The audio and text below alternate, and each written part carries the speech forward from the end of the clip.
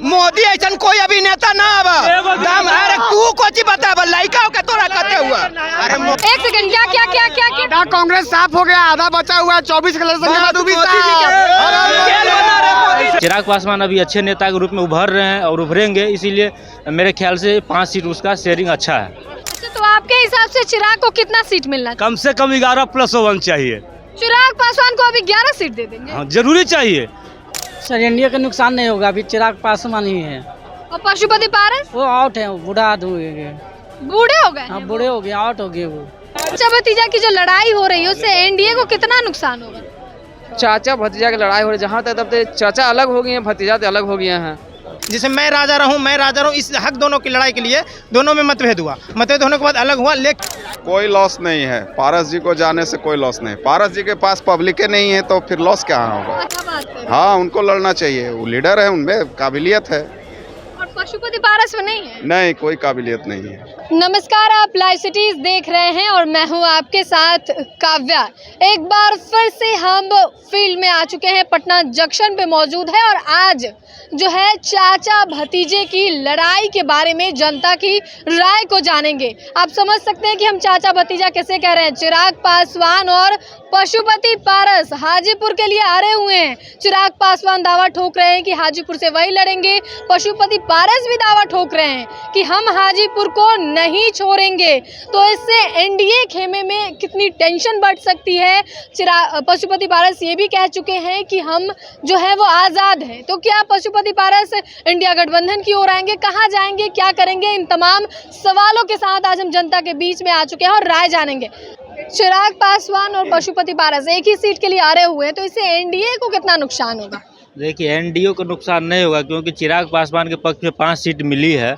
चिराग पासवान को मिलना भी चाहिए क्योंकि वो उसका हकदार है और जनता के बीच में चिराग पासवान की जो लोकप्रियता है वो पशुपति पारस का उतना नहीं बन पाता है। लेकिन पशुपति पारस लगातार कह रहे हैं कि उनके भाई हाजीपुर सीट दे के गए थे, दिवंगत नेता रामविलास पासवान, लेकिन ये झगड़ा जो है वो खत्म होने का नाम ही नहीं लेता। तो रामविलास पासवान जी ने जो किया वो अलग समय था, ठीक है, लेकिन अभी का समय अलग है और मूवमेंट जब चेंज होता है तो जनता उसी नेता को चुनता है जो उसके लिए कुछ कर सकता है। चिराग पासवान अभी अच्छे नेता के रूप में उभर रहे हैं और उभरेंगे, इसीलिए मेरे ख्याल से 5 सीट उसका शेयरिंग अच्छा है। और पशुपति पारस का? पशुपति पारस का उतना नहीं है, भले वो मंत्री रहे हैं केंद्र में, लेकिन उतना फैन फॉलोइंग नहीं बन पाता जितना चिराग पासवान को बन पाता। मान लीजिए अगर पशुपति पारस इंडिया गठबंधन के खेमे में चले जाते हैं तो इससे कितना नुकसान होगा एनडीए को? एनडीए को उतना नहीं हो पाएगा कुछ जितना होना चाहिए था। नहीं हो पाएगा? नहीं, कोई फर्क नहीं पड़ेगा? कोई फर्क नहीं पड़ेगा। पशुपति पारस को रहने से न रहने से कोई फर्क नहीं पड़ेगा। क्या बात कर, रहने ना रहने से कोई फर्क नहीं पड़ेगा? कोई फर्क नहीं पड़ेगा। आप बताइए, चिराग पासवान और पशुपति पारस दोनों की लड़ाई चल रही है, दोनों हाजीपुर पे टिके हुए हैं, तो क्या लगता है अगर मान लीजिए पशुपति पारस इधर चले आते हैं इंडिया गठबंधन में तो क्या होगा एनडीए में? कोई फर्क नहीं पड़ेगा उससे।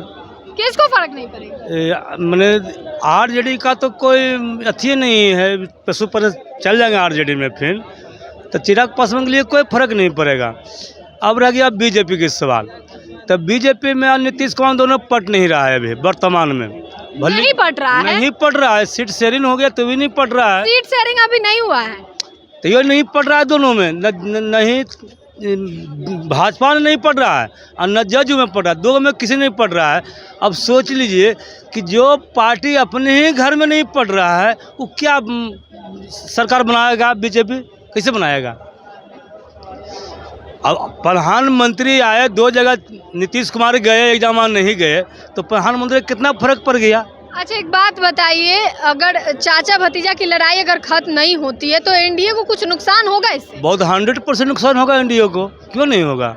अब जोड़ लीजिए ना, जो नीतीश कुमार अल्टी पल्टी मारने वाला आदमी को बीजेपी 16 सीट दिया और चिराग पासवान 10 बरस उसको साथ है जो 5 सीट दिया, 1 सीट क्यों काट लिया उसका? अच्छा, तो आपके हिसाब से चिराग को कितना सीट मिलना चाहिए? कम से कम 11+1 चाहिए।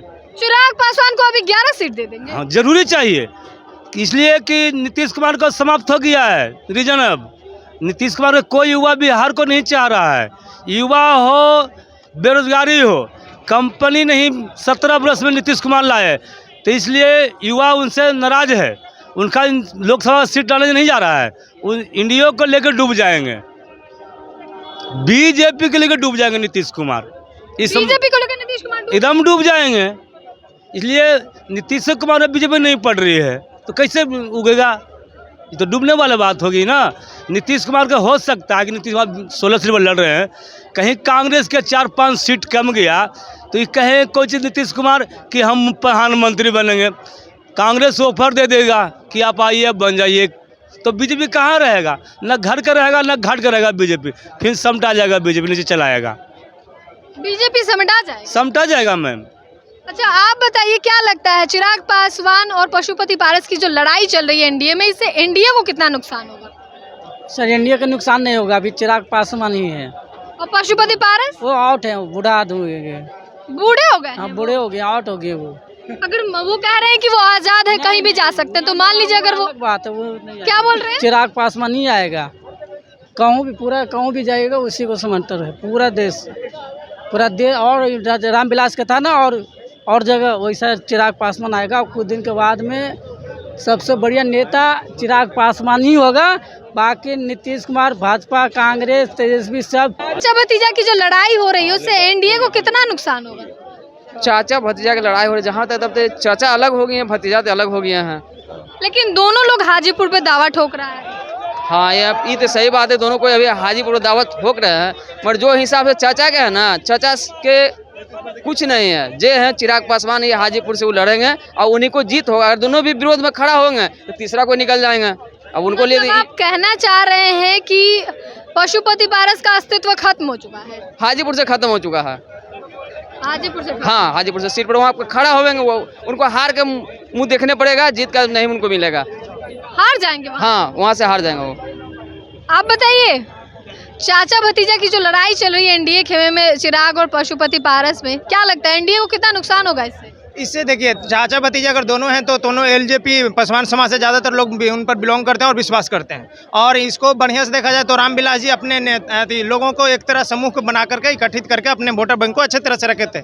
लेकिन चाचा भतीजे ने आपसी राजनीति बचत कायम रखने के लिए और आपसी शक्ति बनाने के लिए, सामूहिक नहीं, उनके समाज को लेकर के नहीं, आपसी, जैसे मैं राजा रहूं, इस हक दोनों की लड़ाई के लिए दोनों में मतभेद हुआ। मतभेद होने के बाद अलग हुआ, लेकिन मुख्य रूप से देखा जाए तो उत्तराधिकारी पासवान समाज में ज़्यादातर चिराग पासवान जी को अपना रहे हैं, पशुपति पारस जी को नहीं। लेकिन पशुपति पारस तो बोल रहे हैं कि वो है उत्तराधिकारी। नहीं, उनको भाई हैं, भाई के बाद बच्चा ही ज़्यादातर उत्तराधिकारी। आप देख रहे होंगे बिहार के राजनीति में भी ज़्यादातर तेजस्वी जी, लालू जी के उत्तराधिकारी हुए। नीतीश जी तो अभी ये सब नहीं कर, लेकिन ज़्यादातर देखा जा रहा है भीड़ों में या लोगों में उत्साह ज़्यादा चिराग को प्रति है और उन पर लोग ज़्यादा विश्वास कर रहे हैं। और अगर रह गए पशुपति पारस जी का, तो अगर कुछ धरातल पर काम किए होंगे तो उनके क्षेत्र को लोग उनको भी चाहेंगे, लेकिन हमें नहीं लगता कि जितना पशुपति पारस जी का वोट बैंक है उससे अधिक है चिराग पासवान जी का वोट बैंक इस बिहार में। चिराग पासवान का सबसे ज़्यादा? हाँ, सबसे ज़्यादा उनका प्राथमिकता लोगों ज़्यादा देते हैं और युवा हैं, उन पर उम्मीद है, भरोसा है, क्योंकि वो अच्छे, निष्ठा और शिक्षित समझदार है, सबसे लोग उनमें प्रकट होता है, संस्कार दिखता है। लेकिन उनके चाचा के साथ वैसा है नहीं, क्योंकि वो भी आप देख रहे होंगे, कहूँ भी अगर रैली तेली ये सब सभा हो रही है तो उसमें वैसा प्रकट नहीं हो पा रहा है। इसी कारण लोग बीजेपी वाले नेता लोग इस चीज़ को भाप लिए कि अगर सच में देखा जाए तो चिराग पासवान के पास अच्छे वोट बैंक है और अच्छी सोच है, अच्छी समझ है और अच्छे टैलेंटेड है, इसीलिए उनको हाजीपुर दे दिया गया। हाँ, हाजीपुर नहीं, अनेक प्रकार जहाँ से दावेदारी मांगे, मुख्य रूप से पता चल रहा है आप मीडिया के साथियों के द्वारा कि 4 सीट या 5 सीट 5 सीट मिली है, लेकिन हाजीपुर को लेकर जो है ये सारा पेच फंसा हुआ है। तो हाजीपुर तो निश्चित है, वो अपने रैली कर दोनों दिखाएं, चाचा भी उनके रैली किए वहाँ पे और भतीजा भी किया है, तो इसी कारण थे चिराग पासवान जी का ज़्यादा अभी नज़दीक में वो बहुत अच्छी तरह से अपने परफॉर्मेंस को दिखाएं, इसके कारण बीजेपी ऑटोमेटिक झुक गई। यही सच्चाई है कि उनको चिराग जी को सीट देना पड़ा, शक्ति उनकी परख करनी पड़ी। कोई लॉस नहीं है। क्या नहीं है? कोई लॉस नहीं है, पारस जी को जाने से कोई लॉस नहीं। पारस जी के पास पब्लिक नहीं है तो फिर लॉस क्या होगा? चिराग के पास? हाँ, उनके पास पब्लिक है। हाजीपुर को लेकर दावा ठोक। हाजीपुर से चिराग पासवान को ही लड़ना चाहिए। क्या बात है? हाँ, उनको लड़ना चाहिए, वो लीडर है, उनमें काबिलियत है। और पशुपति पारस में नहीं है? नहीं, कोई काबिलियत नहीं है। उधर अगर इंडिया गठबंधन की ओर जाते, पासवान के नाम पे जीतते हैं, मतलब अपने भाई के नाम पे वो जीत। बस उनका अपना कुछ नहीं। नेता तो क्या देखिए मैडम, लोकप्रिय नेता तो रामविलास पासवान जी थे ना।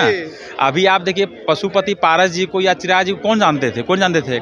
रामविलास पासवान जी अच्छे नेता थे, उनका पार्टी तोड़ के जो है पशुपति पारस बना, तो जनता में तो ऐसे उनके खिलाफ में आक्रोश है। और उन्हीं के बाद पे पार्टी तोड़ के बना है, पार्टी तोड़ के बना है। रामविलास जी के नाम पे देखिए पार्टी का नाम वहाँ आर और से लिखा रहता है। तो क्या है ना कि चिराग पासवान उनके लड़के हैं, तो मेन तो उन्हीं का अधिकार है पहले, और उनको सपोर्ट करना था पारस जी को। वह मेरा भतीजा है, और अभी उन्होंने अपने भाई का पार्टी जिनके दम पे वो चले, उन्हीं को पार्टी को दो भाग कर दिया। जनता जो है चिराग पासवान जी के साथ है और रामविलास पासवान जी के साथ है। जिसने रामविलास पासवान जी की पार्टी तोड़ा उसके साथ में जनता नहीं है। अच्छा, ये बता दीजिए कि पशुपति पारस के साथ में जनता है कि नहीं? नहीं है मैडम, आप किसी से पूछ लीजिए, एक भी लोग नहीं बोलेगा जनता। अगर वो इधर इंडिया गठबंधन की ओर आते हैं तब कुछ फर्क नहीं पड़ेगा मैडम, कोई फर्क नहीं? कोई फर्क नहीं पड़ेगा। क्योंकि मैडम देखिए, आने से जितना पड़ता है ना, जनता भी जाके जितना पड़ेगा, हम भी आ जाए क्या फ़ायदा पड़ेगा, कोई जानता ही नहीं है, जाने से क्या होगा।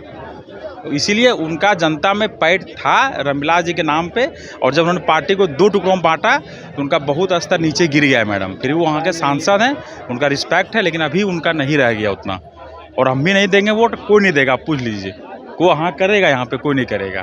कोई हाँ नहीं करेगा? कोई कर रहा है, पूछिए कोई हाँ कर। आप बताइए क्या लगता है? देखिए आप बताइए। बुनियाद डाला हुआ चचा भतीजा की, आज वो बुनियाद में कहीं ना कहीं हम मानते हैं कि चिराग पासवान ही असली वारिस है रामविलास पासवान के। तो ऐसे हालात में चिराग पासवान और पारस के बीच में जो दीवार खड़ा किया था, भाजपा ही ने खड़ा किया था।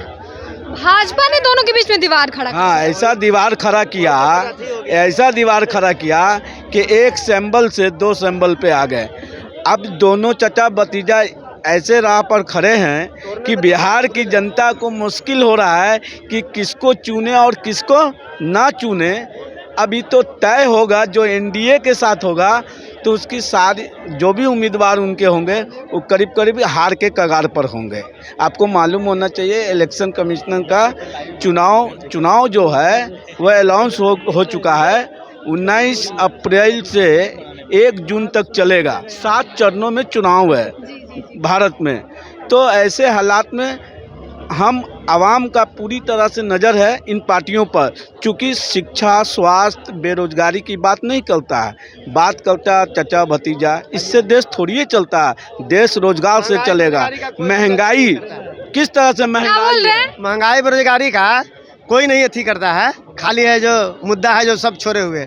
अब मेन मुद्दा महंगाई बेरोजगारी है, इतना महंगाई चरम सीमा पर पहुंचल है।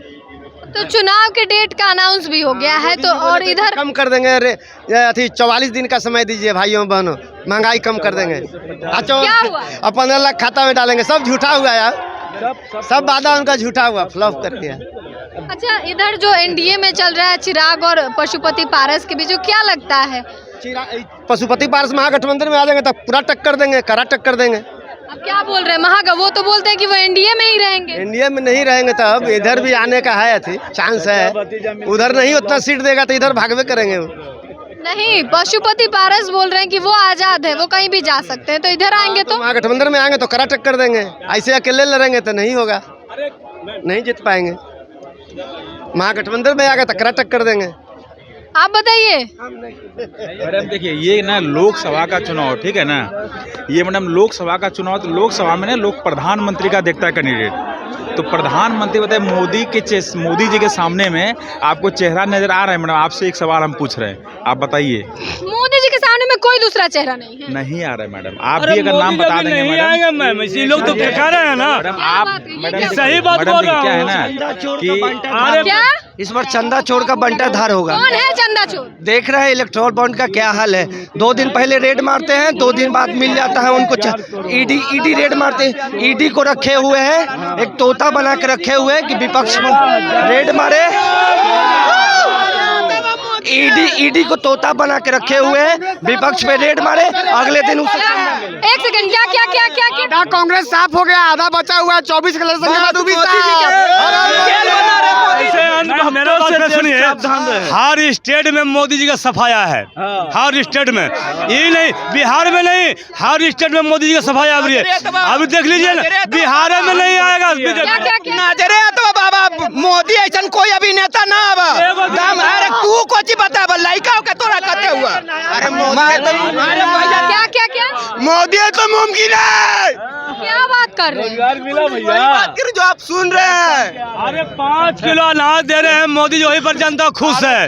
यही लोग हैं। केवो बिहार में केवो कंपनी आया, पूछिए युवा से, पूछिए केवो कंपनी बिहार में, पूछिए युवा से, पूछिए ना, पूछिए मैडम 2014 में मोदी जी ने वादा किया था चीनी मिल चालू हो जाएगा, 26,000 करोड़ दिया जाएगा, हर साल 2 करोड़ को नौकरी दिया जाएगा। कहाँ गया? 18% GST दूध कॉपी किताब पर लगा दिया। देश की जनता सब जानता है और जवाब देगा 2024 में। ये अप्रैल से शुरू होगा, 19 अप्रैल से 1 जून तक चलेगा, जवाब मिलेगा करारा। मोदी जी का कमी यही है ना, क्या है? जो साइकिल वाला को मोटरसाइकिल पे चढ़ा दिए, मोटरसाइकिल वाला को स्कॉर्पियो पे बैठा दिए। यही कमी दिख रहा है बिहार में। पहले 50,000 रुपया लेकर रोड पर नहीं निकल रहा था लोग, क्योंकि कोई छीन के भाग जाता था। तो मोदी जी सब गुंडा का सफाई किए ना, इसलिए सबको अच्छा नहीं लग रहा है। मोदी जी जैसा नेता कौन है हिंदुस्तान में? राहुल गांधी से चलेगा? आज देखिए इंडिया का नाम हर एक जगह रोशन हो रहा है, आज हर एक काम हो रहा है। कितना बढ़िया ट्रेन भी निकल गया। ऐसा हम सोचे थे जो बिहार में आएगा। तो जो बढ़िया काम करता है उसके खिलाफ बहुत आदमी लगता है, और जो काम नहीं करता है खाली लूटता है जनता को ना, उसको सब आदमी सपोर्ट करता है।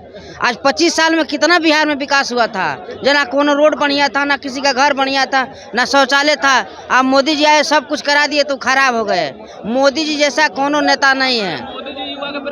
फिर आप बताइए, तो आपने जनता के राय को जाना है कि आखिर जनता क्या कहना चाहती है। चिराग पासवान के बारे में भी उन्होंने बताया है और साथ ही पशुपति पारस के बारे में जनता की राय क्या है उन्होंने खुलकर बताया है। फिलहाल के लिए इतना ही। साथ ही चैनल को सब्सक्राइब करें, फेसबुक पेज को लाइक करें। वीडियो देखने के लिए आपका धन्यवाद।